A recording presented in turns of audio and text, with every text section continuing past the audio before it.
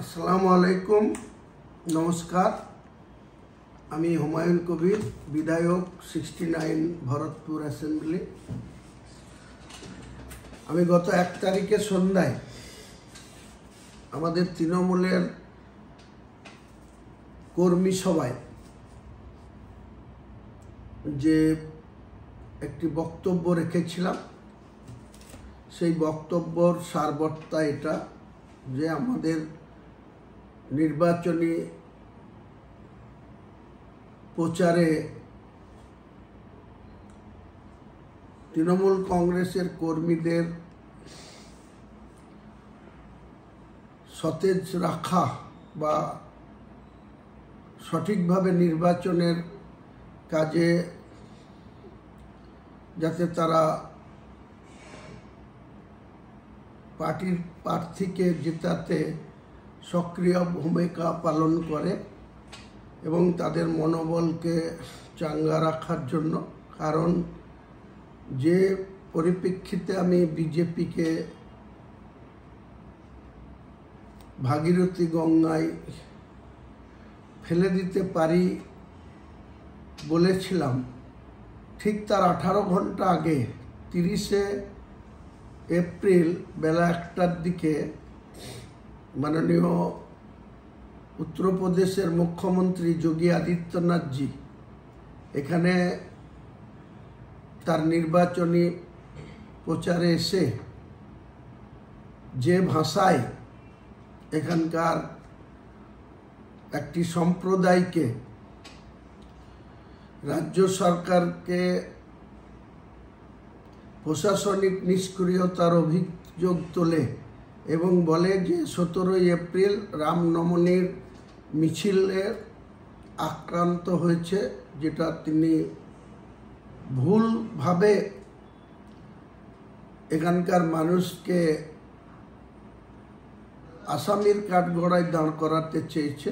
কিন্তু বাস্তবে 17 এপ্রিল রামনবমী মিছিল যেনারা করেছিলেন তিনারাই সশস্ত্র মিছিল করেছিল, প্রশাসনের সামনে সশস্ত্র মিছিল কার অনুমতিতে হলো সেটা আমরা প্রশ্ন তুলতে পারতাম, কিন্তু এলাকার শান্তি বজায় রাখার ক্ষেত্রে আমরা সেই রাজনৈতিক দল বা সেই সম্প্রদায়ের সেই ধরনের উগ্র কথাবার্তা বা মিছিলকে আমাদের তৃণমূল কংগ্রেসের কর্মীরা কেউ প্রতিরোধ করতে যায়নি বা প্রতিরোধ করেনি। কিন্তু যখন দেখা গেল প্রশাসন সক্রিয়ভাবে এলাকার শান্তি বজায় রাখার সব রকম প্রচেষ্টা জারি রেখেছে, 17 তারিখ থেকে আজ অবধি এখনও শক্তিপুর থানার বিভিন্ন এলাকায় পুলিশের আধিকারিকরা এবং পুলিশের ফোর্স, কেন্দ্রীয় বাহিনী এখানে ডিপ্লয় আছে বা এখানে ডিউটি করছে বা মোবাইল ডিউটি করছে। সেক্ষেত্রে একটা বড় রাজ্যের মুখ্যমন্ত্রী তিনি এসে যেভাবে তৃণমূল কংগ্রেস রামনবমীর দিনে দাঙ্গা করে আখ্যা দিলেন, আমি বলতে চেয়েছি তিনার সেই কথার পরিপ্রেক্ষিতে যে 17 এপ্রিল যেটা ঘটেছিল সেটা বহরমপুরের বিজেপির বিধায়ক 30 কিলোমিটার দূরে শক্তিপুর নেহারি বটতলায় এসে শক্তিপুর থানার দূরে এসে তিনি কিভাবে সাম্প্রদায়িক উস্কানি এবং রামনবমীকে রাম দেবতাকে সামনে রেখে এখানে সাম্প্রদায়িক সম্প্রীতি বিঘ্নিত করলেন, সেটার সঠিক মূল্যায়ন হলো না।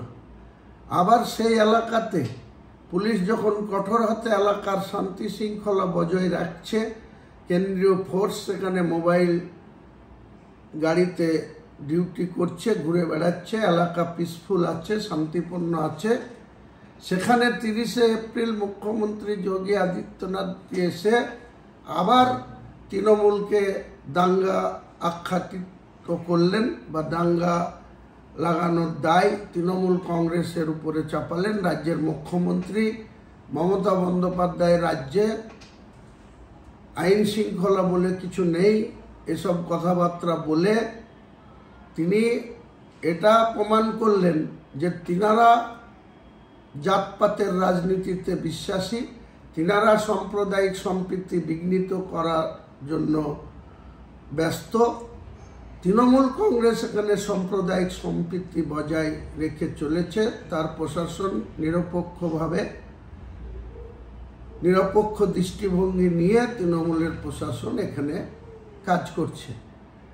তবুও আমাদেরকে বারবার ধৈর্যের পরীক্ষা নেওয়া হচ্ছে, আমাদেরকে ব্যক্তিগত আক্রমণ এখানকার কিছু আরএসএস এবং বিজেপির মদতপুষ্ট কিছু ব্যক্তি, বিশেষ করে আমি হুমায়ুন কবির 17 এপ্রিল যেদিন সমস্যা হয়েছিল সেদিন নিজে দাঁড়িয়ে থেকে হিন্দু সমাজের যারা রাস্তায় ছিল তাদেরকে নিজে নিরাপদে যাতে তারা নিজের গন্তব্যে বা বাড়িতে বা নিজের কর্মস্থলে যেতে পারে তার সব রকম সহযোগিতা প্রশাসন করেছে। আমি নিজেও এলাকার সম্প্রীতি বজায় রাখতে সাহায্য করেছি। তাহলে সেখানে একটা রাজ্যের মুখ্যমন্ত্রী নির্বাচনী প্রচারে এসে কি করে শক্তিপুরে দাঙ্গা আখ্যায়িত করলেন? দাঙ্গাটা কে করেছে? কোন তৃণমূল কংগ্রেস কর্মী করেছে? কোন মুসলিম ছেলে সেখানে কাউকে প্রতিরোধ করেছে বা কারো মাথায় ঢিল মেরেছে? তার প্রমাণ এখনো প্রশাসনের কাছেও নেই, আর ঘটনাও ঘটেনি। কাজে আমি যেটা 1 তারিখে সন্ধ্যাবেলায় আমার রাজনৈতিক কর্মসূচি অনুযায়ী ইউসুফ পাঠানের পক্ষে বলতে গিয়ে আমি কোনো হিন্দু সম্প্রদায়ের ব্যক্তির নাম করে বা কোনো হিন্দু সম্প্রদায়কে গোটা জড়িয়ে কোনো কথা বলিনি, ভবিষ্যতেও বলার প্রশ্নই আসে না। এখানে আমরা সম্প্রীতি রেখে বসবাস করি, আগামী দিনেও সম্প্রীতি রেখেই বসবাস করার নিশ্চিতভাবেই সেই দায়িত্ব বা সেই বোধ জ্ঞান নিয়েই আমরা থাকব। কিন্তু অপর পক্ষকেও আবেদন করব, এক হাতে যেমন তালি বাজে না তেমনি এক পক্ষ শান্তি বজায় রাখলেই শান্তি থাকবে না, উভয় পক্ষকে শান্তি বজায় রাখার মতো কার্যকলাপে যুক্ত থাকতে হবে। তাহলে এলাকা গোটা পশ্চিম বাংলা যেভাবে মমতা বন্দ্যোপাধ্যায়ের নেতৃত্বে যে উন্নয়ন, যে অগ্রগতি, সেই অগ্রগতি অব্যাহত থাকবে। এবং যে নির্বাচন 2024 সালে হচ্ছে, সেই নির্বাচনের আগামী 7 তারিখে 3য় ফেজ হবে। এখানে 4টি আসনে ভোট হবে, মুর্শিদাবাদের 2টো, মালদার 2টো। তারপরে 13ই মে ভোট হবে, সেখানে 8টা আসনে ভোট হবে। সারা দেশে যেভাবে শান্তিপূর্ণভাবে ভোট হচ্ছে, ইলেকশন কমিশন নিরপেক্ষ দৃষ্টিভঙ্গি নিয়ে কেন্দ্রীয় ফোর্সকে ডিপ্লয় করে রাজ্যের প্রশাসনিক আধিকারিকদের দায়িত্ব দিয়ে এই নির্বাচনটা শান্তিপূর্ণভাবে অনুষ্ঠিত হোক, এটাই আমরা গোটা ভারতবর্ষের মানুষের কাছে, গোটা পশ্চিম বাংলার মানুষের কাছে, গোটা মুর্শিদাবাদ জেলার সর্বস্তরের মানুষের কাছে আমার এই বার্তা চাইলাম। আমি সেদিন কিছুটা উত্তেজিত হয়েছিলাম একটাই কারণে, এখানকার কিছু লোকাল ছেলে, আমি 17 তারিখে আমার যে সক্রিয় ভূমিকা, অনেক হিন্দু ভাইদের ছেলেরা যারা রাস্তায় ছিল তাদেরকে আমি নিরাপদে তাদের গন্তব্যে পৌঁছে দিতে সাহায্য করার পরেও তারা আমাকে যেভাবে কটূক্তি, আমাকে যেভাবে সাম্প্রদায়িক আখ্যা দিয়ে ফেসবুক করছে, যেভাবে আমার বিরোধিতায় তারা রাস্তায় নামছে, তার প্রতিবাদ স্বরূপ, তাদেরকে থামানো স্বরূপ আমি বলেছিলাম যে আমরা এখানে যথেষ্ট শক্তিশালী সংগঠন নিয়ে, তৃণমূল কংগ্রেস মুর্শিদাবাদ জেলায় বিলং করে, 22টা সিটের মধ্যে 2টো ভারতীয় জনতা পার্টি আর 20টা তৃণমূল কংগ্রেস, মেজর পার্সেন্ট 90% ত্রিস্তর পঞ্চায়েতের বোর্ড এবং মেম্বার, পঞ্চায়েত সমিতির 95% ব্লকগুলা এবং জেলা পরিষদেরও 99% জেলা পরিষদ এক্সেল মেজরিটি নিয়ে, নিরঙ্কুশ গরিষ্ঠতা নিয়ে যখন শান্তিপূর্ণভাবে গোটা মুর্শিদাবাদ জেলার নির্বাচন প্রক্রিয়া চলছে, সেই সময় ভারতীয় জনতা পার্টির কতিপয় নেতৃত্ব উগ্র কথাবার্তা বলে সাম্প্রদায়িককে উস্কানি দেওয়ার মতো কাজ করে 17 এপ্রিল শক্তিপুরের আইন শৃঙ্খলার অবনতি ঘটানোর জন্য মূল দায়ী বিজেপির নেতৃত্বই।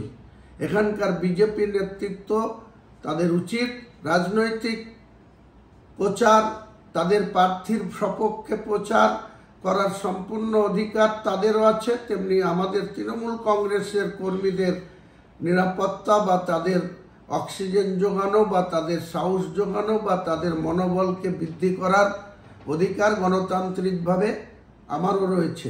তাই আমি সকলকে এটা বলবো, আগামী দিনে শক্তিপুর থানা সহ গোটা মুর্শিদাবাদ জেলার যে 27টি থানা রয়েছে, গোটা মুর্শিদাবাদ জেলার 3টে লোকসভার বিভিন্ন যে প্রিমিক্স রয়েছে, বুথ রয়েছে, সেই সব বুথে শান্তিপূর্ণভাবে যে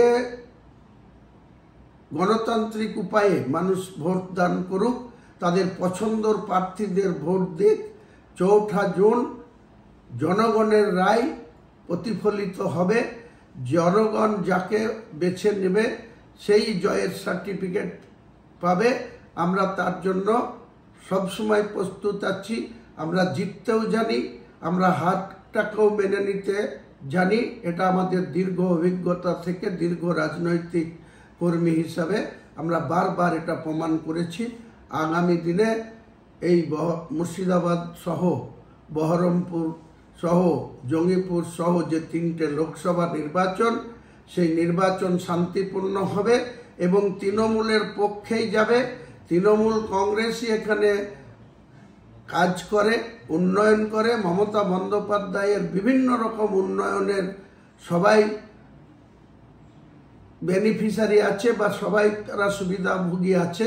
কাজেই তারা তাদের সেই মমতা বন্দ্যোপাধ্যায়ের প্রতি তাদের যে দায়বদ্ধতা, তাদের যে ভালোবাসা, তাদের যে প্রীতি, তাদের যে মমতা বন্দ্যোপাধ্যায়কে প্রয়োজন, সেই তাগিদেই তারা তৃণমূল কংগ্রেসের ঘাসফুল চিহ্নে ভোট দেবে এবং তৃণমূল কংগ্রেসের দিকে দিকে প্রার্থীদের বিপুল ভোটে ভোট দিয়ে জয়যুক্ত করার আহ্বান জানিয়ে সকলকেই আর একবার নমস্কার, আসসালামু আলাইকুম এবং শুভেচ্ছা, অভিনন্দন, ধন্যবাদ জানিয়ে আমার বক্তব্য শেষ করলাম।